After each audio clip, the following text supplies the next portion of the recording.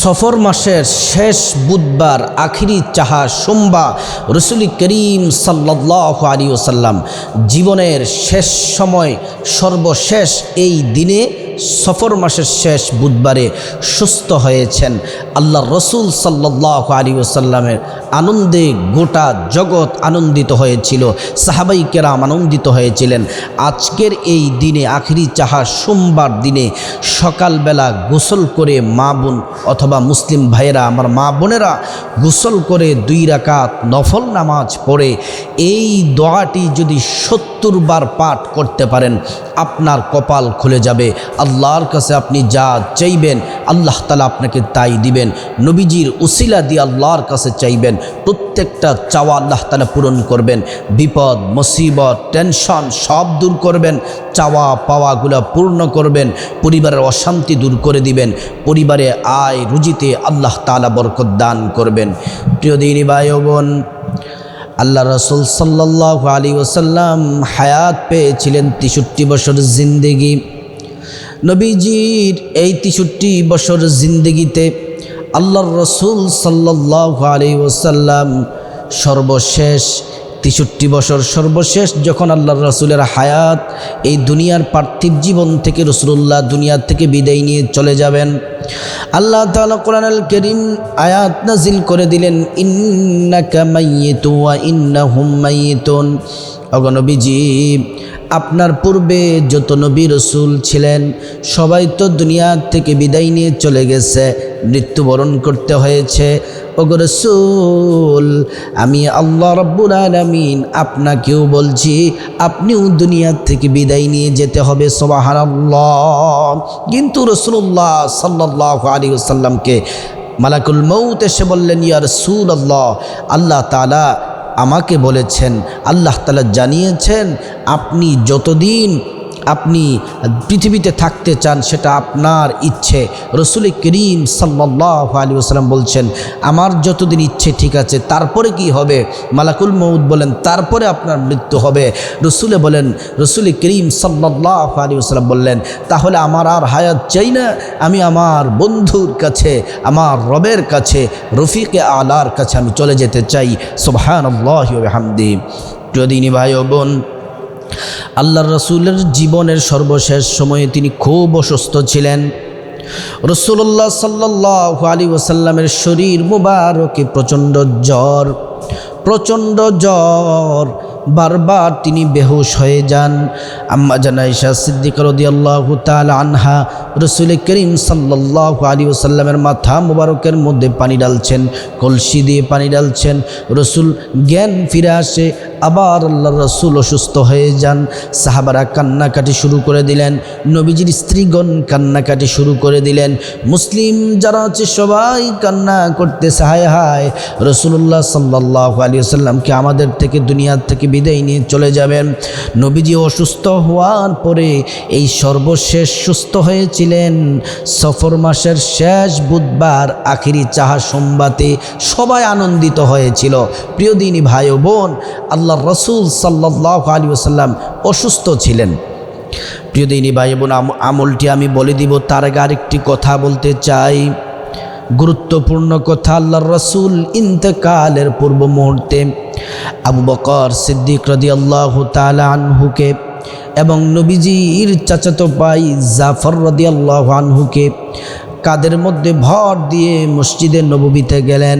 মসজিদে নববীর মধ্যে মেম্বারের মধ্যে ভাষণ দিলেন, ও সাহাবাই কেরাম, এই দুনিয়ার হায়াত আমার শেষ হয়ে যাচ্ছে, এই দুনিয়া থেকে বিদায় নিয়ে চলে যাব, আমি তোমাদের সামনে কিছু কথা বলতে চাই। সুবহানাল্লাহ। আবু বকর সিদ্দিক রাদিয়াল্লাহু তাআলা আনহু ফুপিয়ে ফুপিয়ে কান্না করতে লাগলেন। হযরত ওমর রাদিয়াল্লাহু তাআলা আনহু কান্না করতে লাগলেন। মসজিদে নববীতে কান্নার রোল পড়ে গেল। রাহমাতুল লিল আলামিন দুনিয়া থেকে বিদায় নিয়ে চলে যাবেন। আল্লাহর রাসূল বললেন, সাহাবারা কান্না থামাও, আমার গুরুত্বপূর্ণ কথাগুলো তোমরা শোনো। আমি তোমাদের সাথে দীর্ঘ সময় চলাফেরা উঠা বসা করেছি, কিন্তু আমার প্রিয় সাহাবীরা শোনো, আমার কাছ থেকে কি কেউ কোনো টাকা দিনার দিরহাম আমার কাছে পাও কিনা বলো, আমি পরিশোধ করে যেতে চাই, আমি কোনো ঋণ নিয়ে আল্লাহর কাছে যেতে চাই না। সাহাবায়ে কেরাম রিদওয়ানুল্লাহি তাআলা আলাইহিম আজমাইন সবাই শুনে কান্না করতে লাগলেন। একজন সাহাবী উঠে দাঁড়ালেন, দাঁড়িয়ে বললেন, ইয়া রাসূলুল্লাহ, ইয়া হাবিবাল্লাহ, ওগো মায়ার নবীজি, ওগো দয়ার নবীজি, ওগো আল্লাহর হাবিব, একবার আপনার কাছে এক ভিক্ষুক এসেছে। ভিক্ষুক আসার পরে আপনার কাছে সাহায্য চেয়েছে, আপনি পকেটের মধ্যে হাত দিয়েছেন, কিন্তু আপনার কাছে টাকা দিনার দিরহাম কিছুই ছিল না। কিন্তু ইয়া রাসূলুল্লাহ, ইয়া হাবিবাল্লাহ, আপনি আমার কাছ থেকে 3 দিনার দিরহাম আমার কাছ থেকে নিয়েছিলেন। আল্লাহর রাসূল ডাক দিয়ে বলেন, এই জাফর, 3 দিনার দিরহাম এনে সাহাবীকে দিয়ে দাও। আল্লাহর রাসূল বললেন, আর কোন সাহাবী, তোমরা আমার কাছে কোনো লেনদেন আছে কিনা? একজন সাহাবী বললেন, ইয়া রাসূলুল্লাহ, ইয়া হাবিবাল্লাহ, যুদ্ধের ময়দানে আপনি চাবুক চড়াচ্ছিলেন, ওই চাবুকের আঘাত আমার পিঠের মধ্যে লেগেছিল। আল্লাহ রাসূল বললেন, এখন তুমি কি করতে চাও বলো? ওই সাহাবী ডেকে বললেন, ইয়া রাসূলুল্লাহ, আমি এটাকে পরিশোধ করতে চাই। আল্লাহ রাসূল বললেন, জাফরকে ডাক দিয়ে বললেন, জাফর যাও, ওই যুদ্ধের চাবুকটা আমার ঘরের মধ্যে আছে, ফাতেমাকে গিয়ে বলবা চাবুকটা দেওয়ার জন্যে। যখন ওই সাহাবী চাবুক আনার জন্য গেলেন, আল্লাহর রাসূল সাল্লাল্লাহু আলাইহি ওয়াসাল্লামের নির্দেশে গেলেন। ফাতেমাকে গিয়ে বললেন, এ ফাতেমা, নবীজি বলছেন চাবুকটি দেওয়ার জন্যে। ফাতেমা জিজ্ঞেস করলেন, কেন চাবুক দিয়ে কী করা হবে? আল্লাহর রাসূল সাল্লাল্লাহু আলাইহি ওয়াসাল্লামের পিঠে সাহাবী চাবুক দিয়ে আঘাত করবে। ফাতেমা রাদিয়াল্লাহু আনহা কান্নাকাটি শুরু করে দিলেন। হোসাইন হাসান রাদিয়াল্লাহু আনহুকে ডেকে বললেন, যাও মসজিদে নববীর মধ্যে চলে যাও, তোমার নানাজির পিঠের মধ্যে নাকি আঘাত করবে।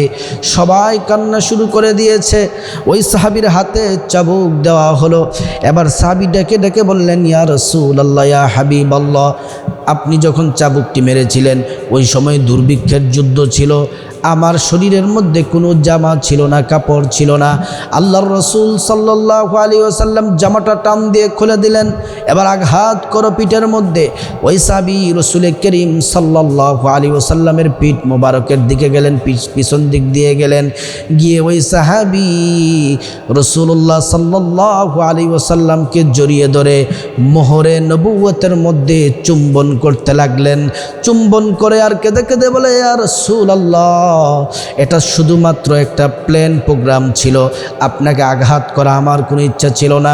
দীর্ঘ 20 বছর ধরে, দীর্ঘদিন ধরে আপনার মোহরে নবুয়তের মধ্যে চুম্বন করব সে আশায় ছিলাম, কিন্তু কোনোভাবেই পাচ্ছিলাম না, সেই সুযোগটি পাচ্ছিলাম না। কিন্তু আজকে আপনি ঘোষণা দিলেন দুনিয়া থেকে বিদায় নিয়ে চলে যাবেন, আর সেই সুবর্ণ সুযোগ আজকে চলে আসলো। ইয়া রাসূলুল্লাহ, ইয়া হাবিবাল্লাহ, আপনার মোহরে নবুয়তের মধ্যে চুম্বন দিলাম, আপনাকে আঘাত করার আমার কোনো ইচ্ছা নাই। আপনাকে আমার মা বাবা, ধন সম্পদ, আমার জীবনের চেয়েও বেশি আপনাকে মহাব্বত করি। আল্লাহ রাসূল ডেকে বললেন, সাহাবী, তুমি তো আমার মোহরে নবুয়তের মধ্যে চুম্বন করলা না, আল্লাহর জাহান্নাম তোমার জন্য চিরদিনের জন্য হারাম হয়ে গেছে। সুবহানাল্লাহ। আল্লাহর রাসূল সাল্লাল্লাহু আলাইহি ওয়াসাল্লাম ওই সময়টা খুবই অসুস্থ ছিলেন। তারপরেই সফর মাসের শেষ বুধবারে আল্লাহর রাসূল সাল্লাল্লাহু আলাইহি ওয়াসাল্লাম সুস্থ হয়েছিলেন, গোসল করেছিলেন, সুস্থ হয়েছিলেন, সবাই আনন্দিত হয়েছিল। সেই দিনটাই ছিল আখিরি চাহা সোমবার। প্রিয় দিনী ভাই ও বোন, তারপরেই এই আখিরি চাহা সোমবার পরেই কিন্তু রবিউল আউয়াল মাস। রবিউল আউয়াল মাসের 12 তারিখ সোমবার দিনে আল্লাহর রাসূল দুনিয়া থেকে বিদায় নিয়ে চলে যান। এজন্য আমি যে আমলটার কথা আপনাদেরকে বলে দিচ্ছি, আজ সফর মাসের শেষ বুধবার, আজকের দিনে আখিরি চাহা সোমবার, আপনারা যদি, আমার মা বোনেরা যদি, মুসলিম ভাইরা যদি গোসল করে 2 রাকাত নফল নামাজের প্রত্যেক রাকাতে সূরা ফাতিহার পর সূরা ইখলাস 11 বার পাঠ করবেন। প্রত্যেক রাকাতে 2 রাকাত নফল নামাজ পড়বেন, গোসল করবেন, আগে পবিত্র হয়ে নেবেন, তারপরে প্রত্যেক রাকাতে সূরা ফাতিহার পরে 11 বার সূরা ইখলাস পাঠ করবেন। তারপরে সালাম ফিরিয়ে নেবেন। সালাম ফিরিয়ে দুরূদ শরীফটি 70 বার পাঠ করবেন। আমি দুরূদটি বলে দিচ্ছি। اللهم صل على محمد النبي الأمي وعلى آله وأصحابه وبارك وسلم আবারও বলে দিচ্ছি আল্লাহুম্মা সাল্লি আলা মুহাম্মাদিন নবিয়্যিল উম্মি ওয়া আলা আলিহি ওয়া আসহাবিহি ওয়া বারিক ওয়া সাল্লিম আরেকবার বলে দিচ্ছি আল্লাহুম্মা সাল্লি আলা মুহাম্মাদিন নবিয়্যিল উম্মি ওয়া আলা আলিহি ওয়া আসহাবিহি ওয়া বারিক ওয়া সাল্লিম তারপরে যদি আপনি আল্লাহর কাছে হাত তোলেন আল্লাহ তাআলার কাছে যদি ধন সম্পদ চান ধন সম্পদ দিবেন টাকা পয়সা চাইলে টাকা পয়সা দিবেন আল্লাহ রাব্বুল আলামিনের কাছে আপনি যা চাইবেন আল্লাহ তাআলা তাই দিবেন অভাব দূর করে দিবেন মুসিবত দূর করে দিবেন আমি তো সব আপনার চাওয়া পাওয়াকে আমি বলতে পারবো না আপনার ভিতরে যত চাওয়া আছে একটি একটি করে আল্লাহর কাছে চান নবীজির উসিলা দিয়ে প্রত্যেকটা চাওয়া আল্লাহ তাআলা পূরণ করবেন আল্লাহ পাক আমাদের সবাইকে আজকের এই আখেরি চা সোমবাতে এই আমলগুলা করার আল্লাহ তাআলা তৌফিক দান করুন।